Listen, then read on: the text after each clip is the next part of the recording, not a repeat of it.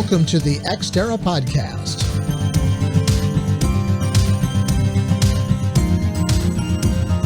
The Ex Terra mission is to explore and discuss the business of space and its effect on the national and global economy, as well as life on Earth. How does what happens in space affect your life every day? That's what we're exploring on the Ex Terra website, as well as on this podcast. And my guest for this edition is John Spenser, founder and president of the Space Tourism Society. John was our guest on the podcast last May, and with all the developments occurring in space tourism, we thought it would be a good time to check back in with him. So John, welcome back to the podcast. Well, thank you very much, Tom. I'm happy to be here. And last year was just an amazing year. Certainly was. But before we get into all that, tell us a little bit about yourself. Sure. So I'm an outer space architect. And what that means is I trained as an architect, but the last 35 years, I've been using that training to work on designing space stations and real moon bases, Mars mission planning, Mars habitats, all those things. And I've been developing concepts for orbital super yachts modeled after ocean-going super yachts. And founder of Space Tourism Society, I've always thought that was going to be one of the biggest industries off world and the most exciting and interesting one. Born and raised in Los Angeles and love living here, and space industry is just going forward very fast right now. So it's an exciting time. What's been the impact, John, as we talk about space tourism, of the two richest men on the planet starting rocket companies? The major impact is that the business world is really now paying serious attention, including investment bankers and the investment community. Because when you have the two richest people in the world and they both are super smart and both have done something similar, people say, aha, I should pay attention to this, and they do. So the biggest part that I've seen, besides the fact that they actually have invented rockets and rocket engines and are doing space missions, is they've kind of opened the door for serious investors to look at the space enterprise, space tourism industry as a possible investment. And that has been a huge windfall for the space enterprise, space tourism industry, because money's flowing into it in the multi-billion-dollar ranges. New players are getting involved. New industries, the ticketing and consumer products, are looking at space to use for advertising their brands and products. But what Elon and Jeff Bezos have done has really opened people's eyes that there's a business and branding and media opportunity to be involved in space. Now, you talk about the three mediums with which people can experience space. What are those? So if you imagine a triangle, and at the top apex, there's real space flight. You actually get off Earth and you go into Earth's orbit and eventually around the moon, on the moon, so on and so forth. On one side of the triangle is Earth-based space experiences, which is pretty big. Most people don't realize it, but 280 million people a year around the world simply physically get up and go to science centers and space theme parks and space attractions and science museums, IMAX theaters, all of those physical things. And then you look at the other side and you have movies and televisions and game and virtual worlds. So those three mediums of real space, Earth-based space experience, simulations, and media all are synergistic. They're all promoting and giving opportunities for people to have different levels and different kinds of space experiences. They also are showing there's potential great career opportunities in space because of the diversity of what we call the space experience economy. And that includes all three of those key mediums. So how then important is that space experience economy to the overall space economy? Well, it brings that diversity to the overall economy by connecting to people on a personal level. In other words, you can go to a space museum, read a space book, you can basically go to a space theme park, you can experience it personally and therefore possibly be an investor in it, or have a career in it, or be talking about it in a positive way, or inventing things, starting companies.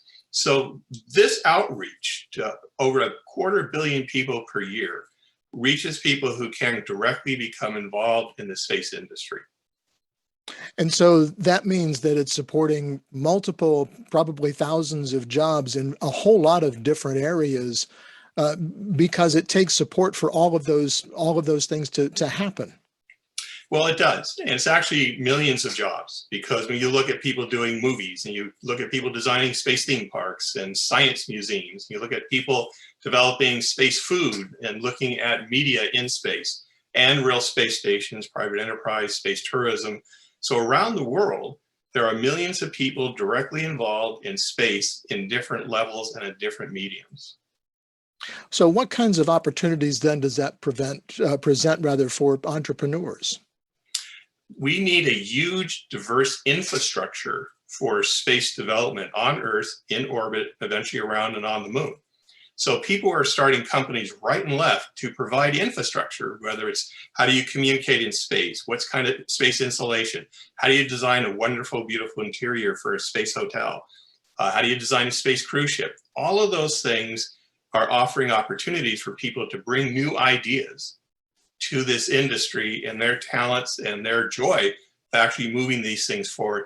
And they're finding funding for it because of the leadership of Elon and Jeff Bezos and moving this all forward.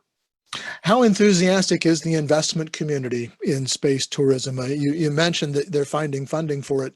Where's that funding coming from? Right now, there's about 8 companies that have been set up specifically to raise money, raise funds, and to invest specifically in space ventures, whether it's technical or operational or training or all those kind of things.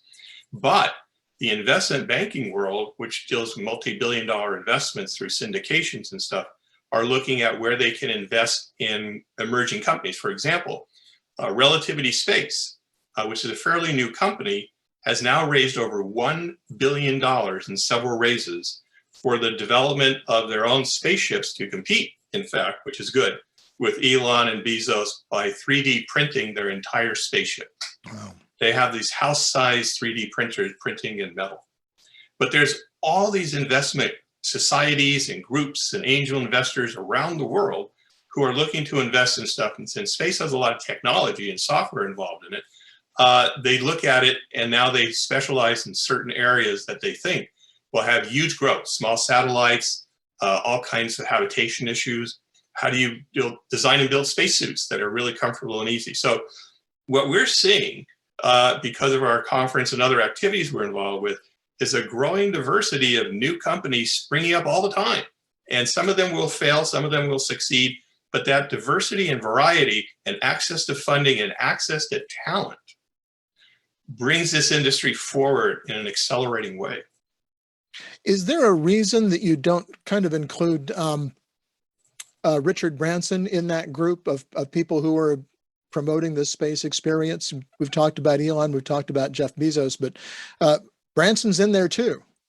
Well, that's true. And we really respect Branson, and they were the early pioneers taking the early 2004 X Prize winning flights, first time ever private enterprise going to space, and developed it into Virgin Galactic.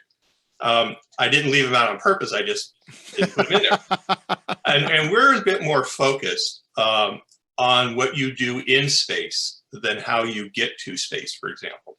So when we're not into the rocket so much, our space access, but what you do when you're there. So Richard Branson's company is providing unique experiences, but at the moment, I'm not aware of them looking at how to get into orbital flight. And it's the same with the companies that are offering experiences via balloon. Well, that's true. Our good friends at Space Perspective have developed a whole new regime of space experience. They're actually going to take people up on this huge balloon, this beautifully designed gondola, to 110,000 feet, and they'll be in the stratosphere. Now, the gravity doesn't change. They're not physically in space, but when you're up there, you're as close to space as getting into, just about as getting into low Earth orbit, or rather suborbit and so forth. But it's a slow rise of about 2 to 3 hours. You get to 110,000 feet, stay there for a few hours, then you come back and actually land in the ocean. But in their gondola, they have a bar, a wet bar, and they have a bathroom, and they have gigantic windows. So it's all about the experience, having these life-changing kinds of experiences. But they invented a whole new realm of space experience, the stratosphere. And would you like to ride in my beautiful balloon? Exactly. For those of us of a certain age who will remember that song. Yeah.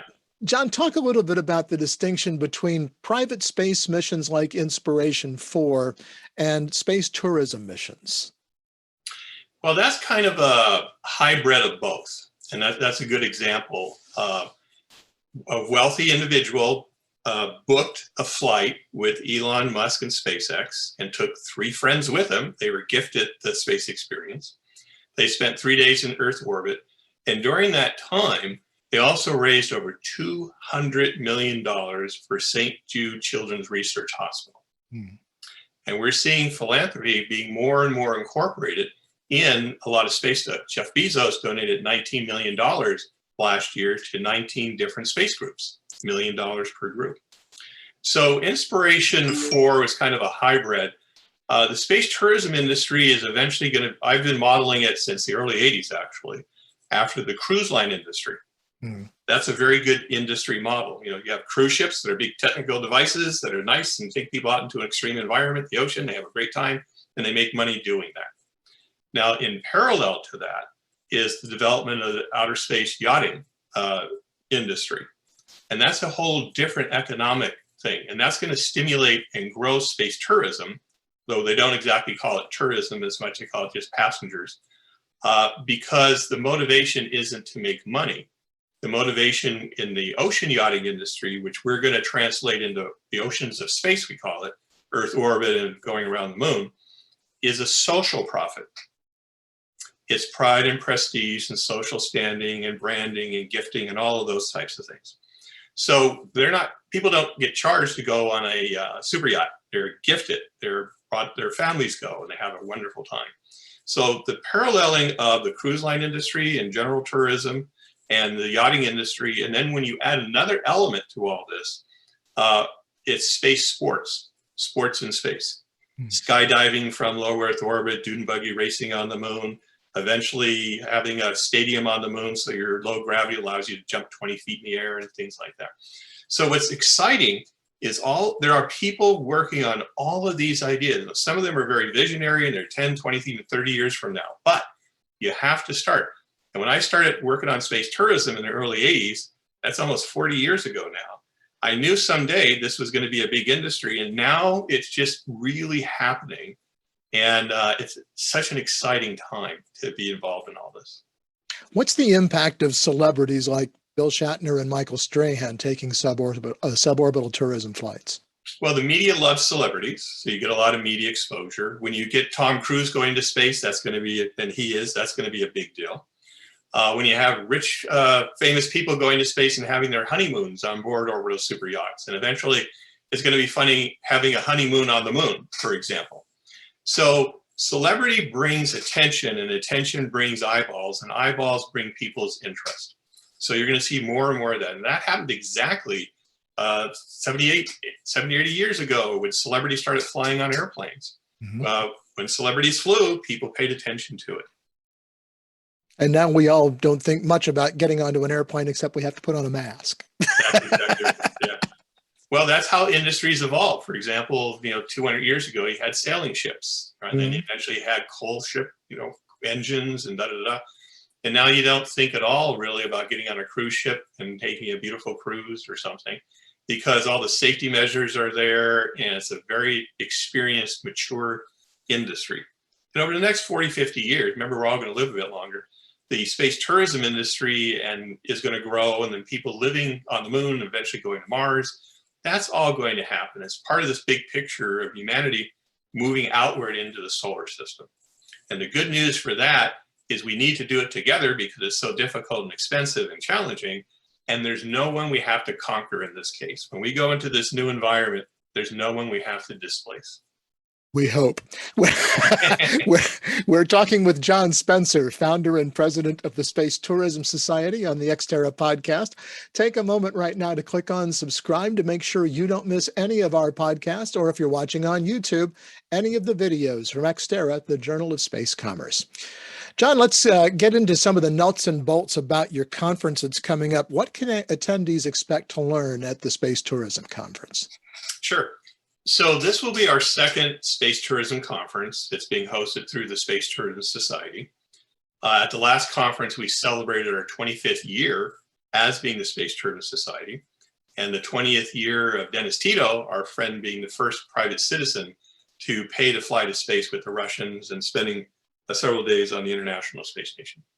So what we do during our Space Tourism Conference is April 28th here in Los Angeles, one of the major hotels by LAX. We always do our events there, is bring those three mediums we were talking about earlier, the real space, Earth space experience, and media, and mix them all together through our sessions and programming. And the ultimate goal is to create a wonderful forum for people with new ideas to come and exchange those ideas and network, and to basically create a welcoming environment for corporations, investors, media to learn about the industry. So our programming goes from space financing to designing space habitats to what does it all mean with the overview effect, to music in space, to a variety of other things. And we're also going to be having, besides 7 sessions during an entire day, workshops that are going along in parallel, like what's space food, what's happening. We're actually partnering with the Overview Effect Film Festival, which will be showing some of the films that they just recently awarded awards to and so forth. And we're bringing in people purposely from all these different industries who never would normally meet. Entertainment people, which I've been involved with my whole life, consulting on movies and TV shows and all that kind of stuff. Meeting real space people and astronauts and scientists, and JPL guys are showing up and all these kind of people. So the whole goal is to mix it up in a very comfortable, friendly manner where people get to know each other, learn about each other's industries, interests, aspirations, and eventually people will team up and form a new company and do a new thing, and we'll all be very impressed. Who are some of your featured speakers? Well, one of my favorite people is Jane Pointer. She is the co-founder with her husband Tabor of Space Perspective. That is, in fact, the group who is developing the beautiful sphere and balloon going up into the stratosphere. Mm-hmm. We have Megan Crawford. She is co-founder of the Space Fund with Rick Tomlinson. We've got Roman, who is the founder of Space VIP. He and his wife have a great background in catering to large billionaire families and renting yachts, and he's amazing at parties and events and stuff like that. Linda Reinstein, who is the founder of Space Games Federation, is going to be there. Rick Lovert, who's a good friend, is the program manager for the Science and Entertainment Exchange. And that's a great group, which is part of our National Academy of Sciences. What the exchange does is it brings scientists and technical people in contact with movie, TV producers, game designers, production designers, screenwriters, to improve the quality of science in all these media projects and stuff. Frank White, in fact, who coined the term the overview effect, will be with us. Deborah Sass, she's co-founder of Space Heroes. That's one of 2 major companies developing space TV shows where there are international competitions, and the winner will actually be flown to the International Space Station for 10 days and stuff. So you're seeing entertainment industry and gaming industry starting to merge more and more and more. Kara, who is the chief futurist for the Aerospace Corporation, is going to be leading a whole future forecasting area. Where will we be in 5 years, 10 years, 20 years, and so forth. And then Jim Thomas, who's a venture capital guy, invested in Space Perspective and other space companies. So there's a whole wide variety of people on purpose coming together to mix it up and have some fun and learn from each other. One of your premises, John, is that the best way to predict the future is to invent it. What does that mean? Well, one of the fellows very involved in the early 80s in helping to start the computer industry and the internet came up with that statement that the best way to predict the future is to invent it. And I've embraced that my whole life by inventing all kinds of different space and entertainment ventures, then raising money for them and building them or producing them and so forth. So it's a very self-activated way that it's hard to predict the future, but you can invent it because you make it happen. And that's the whole philosophy that we've essentially invented the space experience industry, the space experience economy, and we're bringing more diversity to it and more people in it and wanting them to express their ideas and creativity and help us move it all forward. But it's a very proactive way. It's not just thinking about stuff, it's actually getting your hands dirty and making stuff happen. One of the things you're planning for the Space Tourism Conference is presentation of the Space Tourism Awards. What's that all about? So this will be our third Space Tourism Award event. The first one was in 2002, the year after Dennis Tito's flight. So we celebrated his 1-year anniversary, and we gave out a bunch of awards to people who were just getting into the space tourism world or were developing their own private rockets and so forth. 2006 was our next one, and that was a big show, 600 people dinner. We gave awards to Paul Allen, Richard Branson, all these kind of major people who were actually doing it, actually making the industry happen.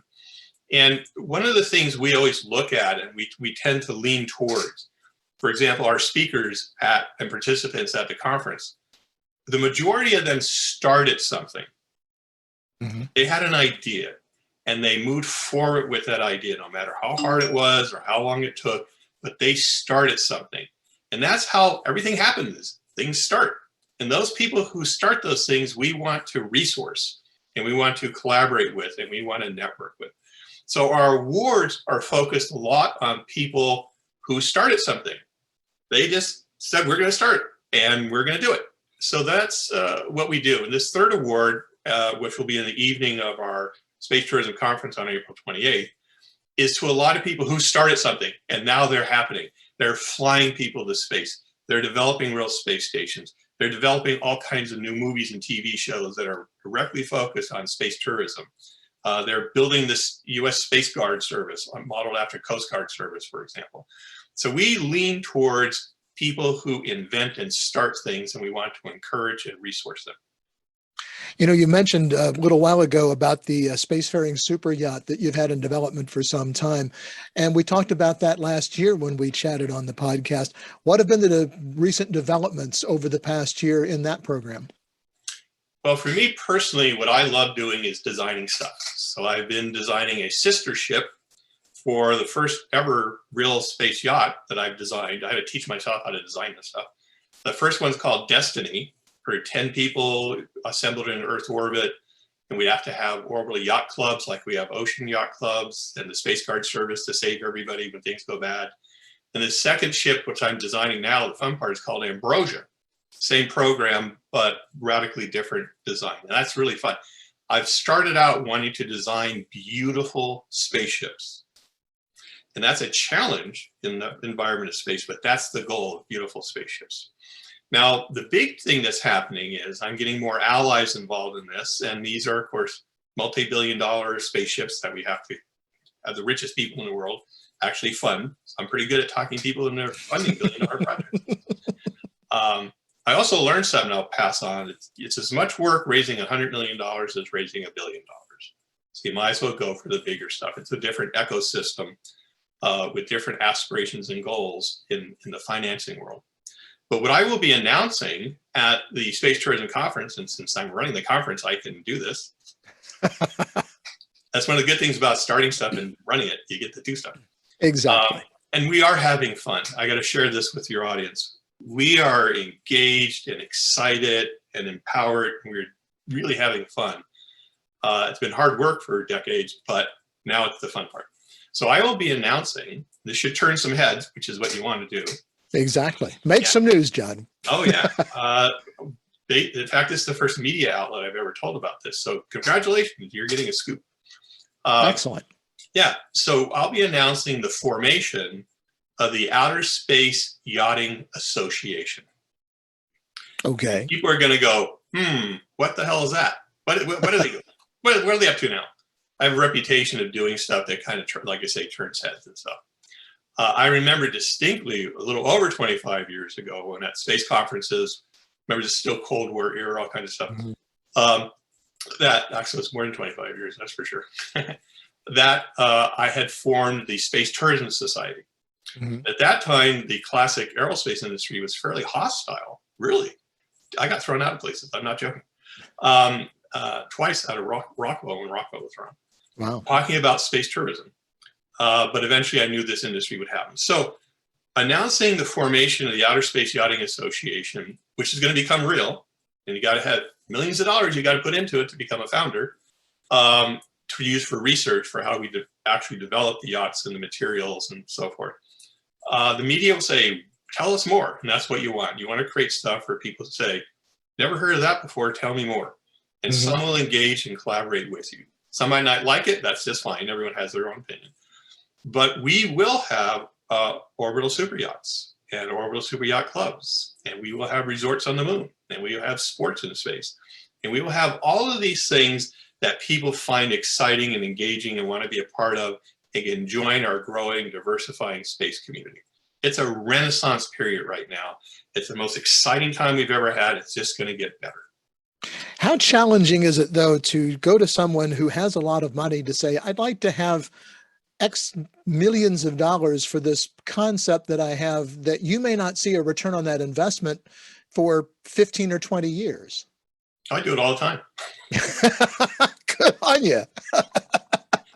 No, I have actually learned, and I'll share this again. I'm a designer. And I learned many decades ago, that you can design a business and design a financing program using the same techniques and brainstorming and evolution of an idea in the same way you could design a house or design a ship or design other kinds of stuff.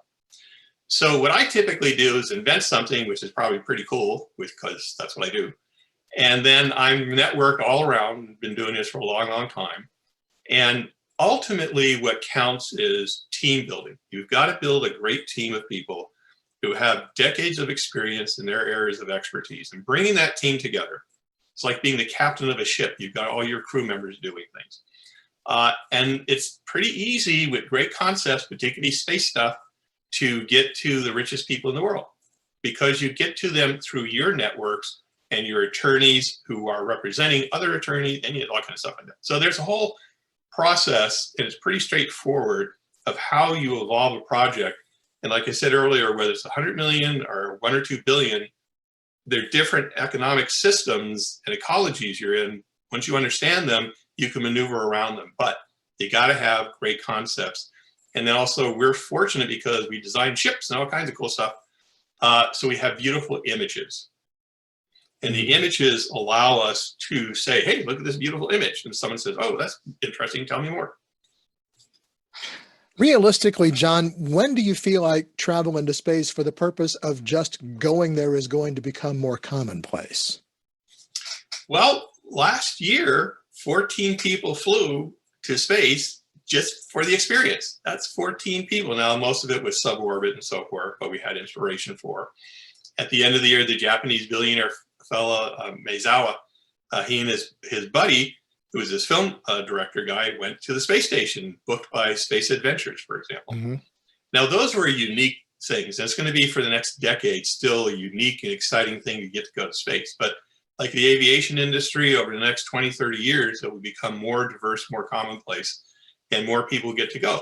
And not just go, again, as a professional astronaut, but you win a contest or you go to work in space. And that's one of the big things we push, is that there's a lot of people that come to me at events or other ways to say, you know, I really want to have the space experience, but I can't afford to fly. What do I do? And I say, well, work in space.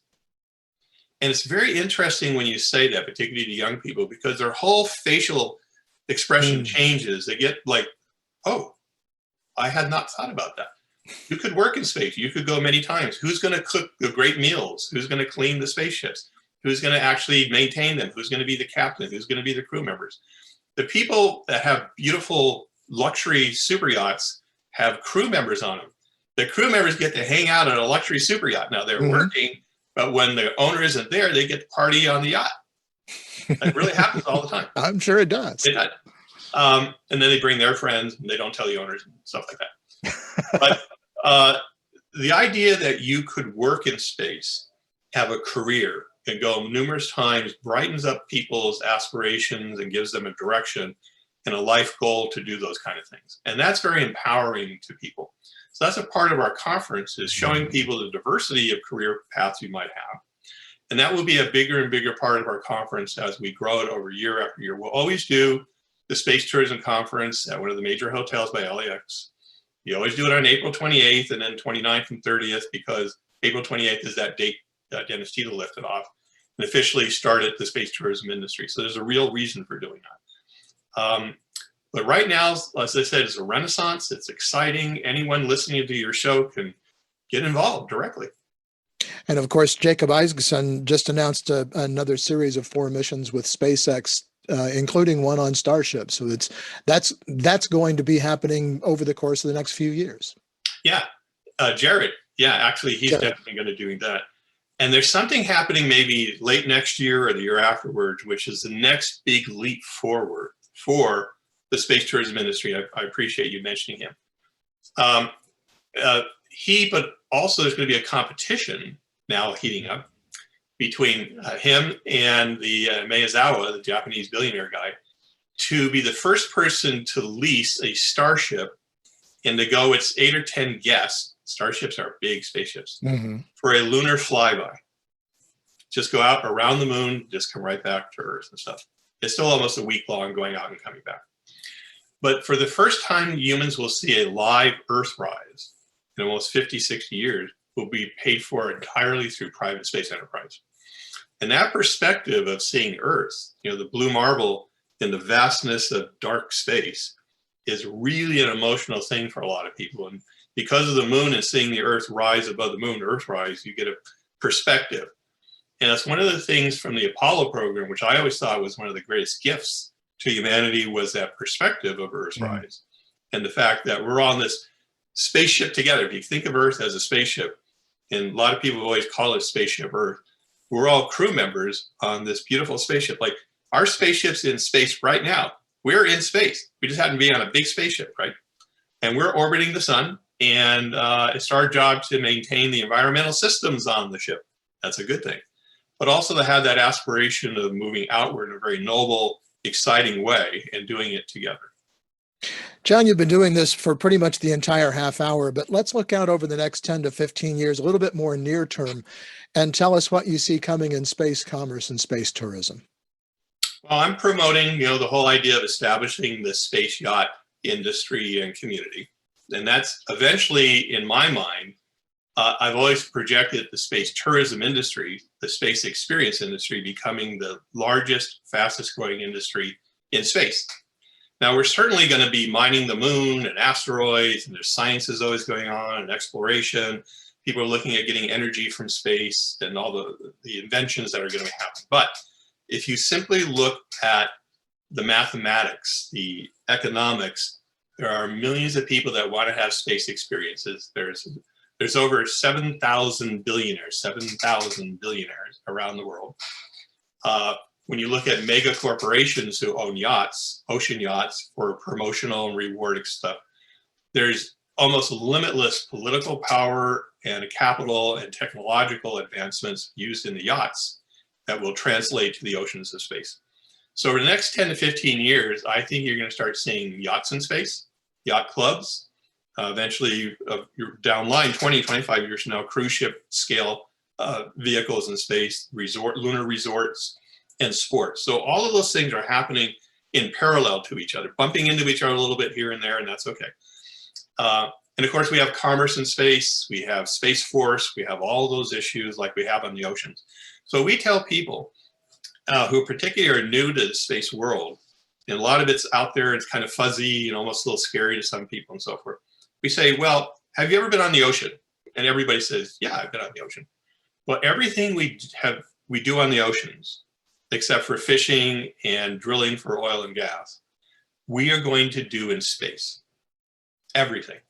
Yeah. And that gives them a bit of a frame of reference. You have to have ports and ships and shipyards and coast guards and all of those things that are the infrastructure for the oceans to work as a commerce and recreation and leisure and entertainment.